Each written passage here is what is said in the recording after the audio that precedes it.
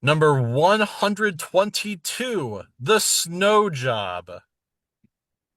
To me, it just sounds so much like blowjob. I can't get my mind off of it. Oh, I was thinking cocaine, but like, yeah, whichever you want to go, Whichever. or 122, both, the both. the snow job. Also, Falacia adverb. See, look, Falacia add verbosium and information bias.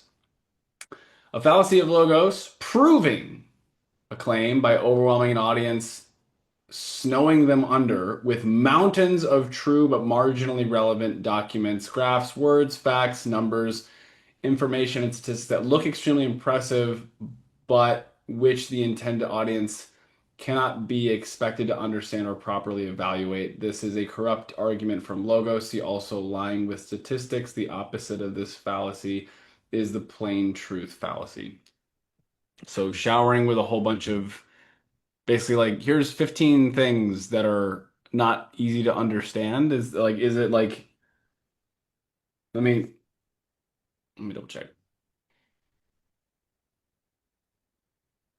Marginally relevant documents. Documents, graphs, words, facts, numbers, information, statistics. Yeah, so the way I'm understanding this is presenting for an argument, presenting a lot of marginally relevant stuff, and it's the amount of evidence, not the accuracy of the evidence or the effectiveness of the evidence that is the thing, is my understanding. I don't tip Ew. I haven't done this one because I don't usually have the capacity mentally to hold multiple pieces of evidence. I tend to be more the person to find one piece of evidence and be like, look at that. And then that's it. Versus like here's 15. The mental capacity to hold 15 I have not developed effectively yet. So I I have feel like, do you feel like you do the opposite, the plain truth fallacy? I just scrolled up just to double check what that was because it said the opposite of this is that. And it's like, there's in the plain truth fallacy, it was like, there's a bunch of there's a bunch of evidence, but it's like that's too much for me to understand. Can you just boil it down to like the simple truth or just like a summary of the information and then you just kind of believe the summary instead of like really understanding exactly what the evidence says. Um, so mm, I would for me I don't have maybe not. a I have a bias towards simplicity in that the I believe that if something can't be said simply, then there's something off about the thing because I believe that Okay, that's a fallacy for sure. yeah, but it's not like it's I want to be clear. I believe that most arguments, if you're trying to argue a point as an example, there's a way to very clearly prove that point valid or not. And so I believe that when someone does a thing of like they're talking a lot and they're talking in circles and they're not able to I'm like wait, just there's a way to communicate this such that it is simple and effective. However, I don't I don't subscribe to things said simply and like on simplicity itself is the merit. It has to be both. In my book, the checklist is it must both be simple and effective. If it's not both, then it's not to me. It doesn't check out. May I challenge that just a little Yeah, bit? yeah, go for it. There's a lot of times where what you just said is totally true. I would say even like most times. Yeah. Um, the there's a couple subjects that I know that exist that are insanely complex and require a vast amount of education to even just begin to talk about in the correct language to like possibly get an understanding of what is even talked about. A couple of them, one off the top of my head is abiogenesis, which is the study of the origin of life.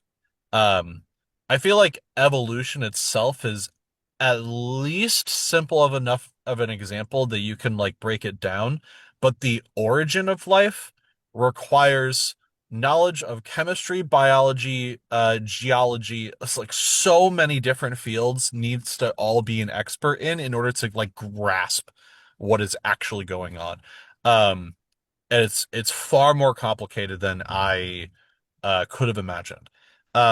I think the thing at the top of the list of like things that are complicated that cannot be boiled down simply is like quantum mechanics.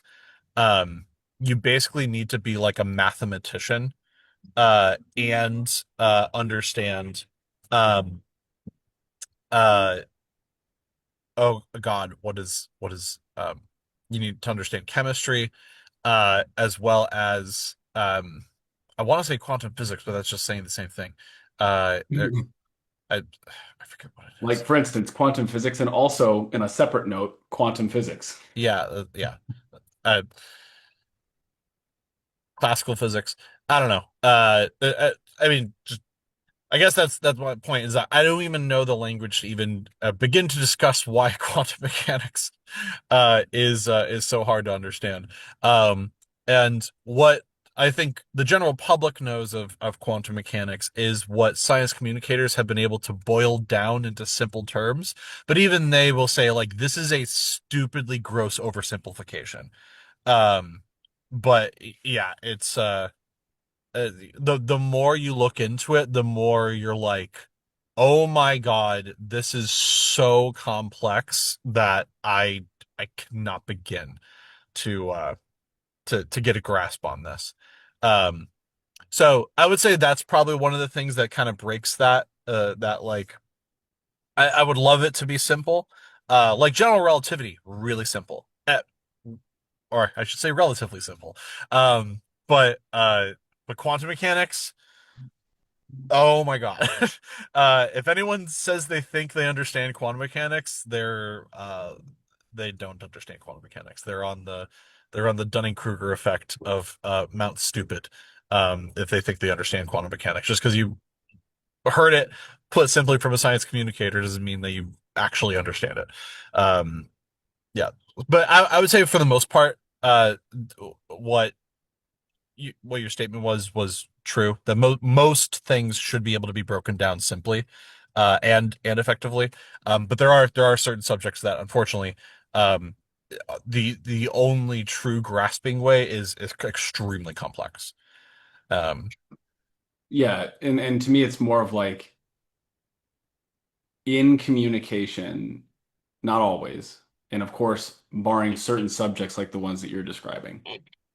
To me, usually an inability or an avoidance of making something simple, I have found often is an attempt to lie or misdirect, or it's like a trying to move away from something because they don't want to say something directly. And so mhm. it's like there's often in like communication where like someone they'll be dancing around something. They'll say 15 things that point at a particular outcome, and I have to just say directly, "Are you implying this particular stance?" And they're going, "Well," and it's like, "Well, you gave 15 pieces of evidence that's pointing at something, but you're not saying it's the thing." Rather than doing just tell me Yeah. what argument you're making, right? It's like that type of thing. In a lot of cases, I have found people who are either unable to or are not being simple and specific. It's Mhm. usually for not a good reason. And Yeah. so, That one was like the draw your own conclusions fallacy. yeah, yeah, literally. Uh, let's see. I'm still having a little bit of a hard time fully grasping the snow job. Um, so what we talked about logos last time, I think. Was it Uh, logos? yes. No, look, we talked about pathos last time, which was an application to emotions and in particular pity. Okay, what's logos? Logos. Define logos. I know it's not logic because that's what we assumed, and then every time we checked, it was not that.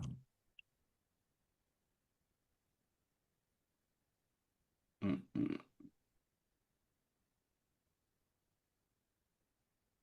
Data, evidence-based, logic-based, principle and order. Okay. hmm One of three pillars. Yeah, so one of three pillars of persuasion, along with ethos and pathos. Logos seems to be towards like playing on the lot like a tendency towards logic. So that one's accurate. Okay. I think the one we kept messing with was ethos, or we Okay. didn't understand. Yeah. Gotcha. So Ethos had like a religious context to it that we were it was like, is it like emotional? define, I'm sorry, divine. Divine is the word. Yeah, yeah, yeah. It was like, is it a because it's like logos, logic, ethos, emotion. And so it's like that Oh, was okay. yeah. Yeah, you're right. All right, so logos is more logic, numbers, data driven. Yeah. So, yeah, because Imagine the movie scene where the lawyer is like throwing down document after document after document after document. But look at all this evidence. There's just but they're so not, yeah, but they're not actually looking at the evidence. or Um, or it's like it's all like it because the key it says a fallacy of logos with mountains of true but marginally relevant. It's like it's it's relevant, but it doesn't prove the thing. It's a yeah, mountain of marginally relevant data, and in that mountain of marginally relevant data, it's like, see, the mountain is what proves the amount of snow on the mountain is what proves the thing. wow, There wouldn't be a mountain if it wasn't true. thank you. That is helping me a lot. Yeah. Um, it's almost like an argumentum ad mysterium that like I or almost it's like a combination of that and argument from ignorance. Um, that it's like, wow, this is there's so much here and it's beyond my understanding. So that must mean that whoever is showing this is smarter than me, and so I should trust them because they are smarter than me. Yeah, somewhere, yeah. Yeah, they've done their research. I haven't done my Right, research. They've done their research. Yeah, yeah. right. Yep, yep, yep. That can fool a lot of people. Oh yeah. I've seen have I been fooled by that? Probably with something that I can't think of right now. Oh yeah. Um, Most people can be fooled if you just say a Stanford study or you say a Harvard yeah. study and you just say it. And then it's like, because I remember early on I remember it was in I think it was at Vector, where I would refer to some studies that were done, and I couldn't remember if it was Stanford or Harvard. And so I was like, there was a Stanford study that was done, but I couldn't remember exactly which one it was. And I'm like, yeah, Stanford, Harvard, it's an ERD. They trust it's trusted because the ERD's in there, whatever. I'll figure it out later. I can't remember. But so it's Yeah. like, that stuff happens all the time. Sarah, do you have any thoughts? I feel like this fallacy or like understanding this fallacy is a fallacy because it's it's a lot of information and trying to like process it. So I don't know. I feel like the explanation is kind of a fallacy in and of itself. But yeah. Okay, very good. Um, yeah, so if we were to if we were to boil this down simply, it's just that somebody saying that there is a lot of evidence and then showing the mountain of it without actually diving into it, uh, would make people believe whatever they say that the mountain says. Yeah. Oh, okay. I was definitely misunderstanding that, but okay. Yeah. No, it's all good. Yeah. Like I think here's all yeah. this information that's true. It's related to the subject, but like there's I think where it could be like proven wrong immediately. Okay, let's go into one of those 15 documents and There we go. let's go to exactly how this proves what you're talking about. And not implies, but proves. And then Yeah. it's like, oh, that's an implication. Okay, what's the next one? Oh, you mean Yeah, these are but all and if anyone knows the first thing of science, it's like if you're proclaiming that science proves something in the positive, you don't know science. Because science never proclaims to prove something in the positive. Only in the negative.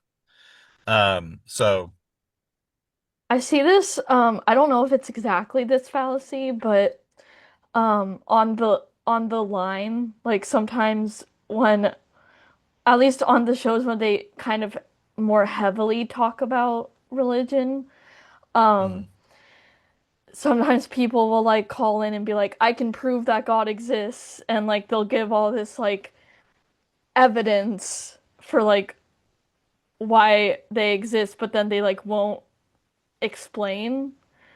mm. So I don't know. I find that interesting. They're like, oh, this happened to me, so therefore that means a God exists, and it's like, um, not exactly. You know? Yeah, yeah. I would say another thing that I get with the snow job fallacy, um, is sometimes I regularly try to encourage people to prove wrong whatever evidence that I've found on the internet for any specific thing. So I'll find a piece of evidence supporting a conclusion that I find compelling, and I'll share it, not necessarily proclaiming to take the stance, but I'm just like, this is interesting.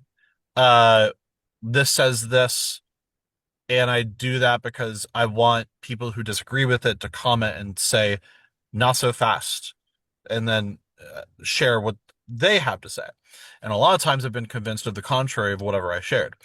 Other times I have been more compelled to believe the evidence that I shared because somebody might comment something, and I'm like, okay, show your evidence. And then they're just like, you just have to Google it. And I'm like, okay, well, then you Google it. Show me what supports the evidence of your position. And then they'll just post something like, this is the first thing I Googled. And then I look at the article that they shared, and I'm like, this is arguing against the thing that you said that it says. I'm like, I'm not even sure you even read this. Um, the and headline? and then they're like, here's another one. I'm like, okay, let me read it. And I'm like, this says the same thing the first one said. This is arguing against your position. And so I think Alan's point is great that all you have to do, like if they say there's a mountain, okay, then let's check one. Let's see what it says. And yeah, oftentimes the first one is like, yeah, it says this thing. It says the opposite. And people will typically find the marginally relevant document because it has like the subject of the discussion within the article, but they don't even read the article where it says some people might think this, but so far the evidence shows that this is the indication. Um, and yeah, so that's very important. I think that's how you can dismantle this fallacy. So awesome. One thing that I just wanted to add to what Bryce just said, Mhm. I sometimes see I do see that with what you just described, but I also see someone will like say something and then be like, okay, where's the proof? And then they find an article for something that they didn't even mention in their initial comment. And so then it's like, wait, you didn't say this to like Yeah, you I think didn't that's moving the goalpost. yeah, you didn't specify uh a specific group or whatever in your Yeah. initial comment. But yeah, that's a different Oh, fallacy, but true. Yeah, I think I know what you're talking about. yeah. Someone was like talking about oh, I now remember exactly what it was. Somebody was saying that when trans teens get gender affirming care, they do not show evidence of them becoming any happier. And I'm like, that is interesting because it is entirely contrary to what I've heard. Or excuse me, no, they didn't say trans teens. I'm sorry, they just said trans people. And then I showed a significant amount of articles that show the exact opposite. That trans people that receive gender affirming care absolutely become significantly happier. And then they said, no, I meant trans teens. Like, well, you didn't say teens at all. So yeah, that's definitely part of moving the goalpost. And yeah, and then they couldn't really find evidence to support what they were claiming. Either way. So, all right, there you go. That's the snow job.